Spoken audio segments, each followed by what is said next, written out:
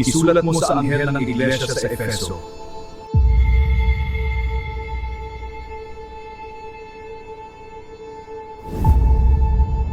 Ito ang ipinapasabi ng may hawak ng 7 bituin sa kanyang kanang kamay at lumalakad sa gitna ng 7 ilaw ang ginto. Ang magturo ng ibang ebanghelyo ay dapat sumpain.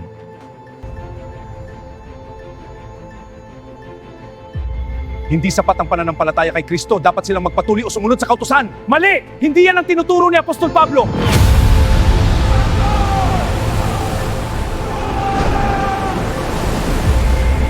Mamatay ako. Para kay Kristo.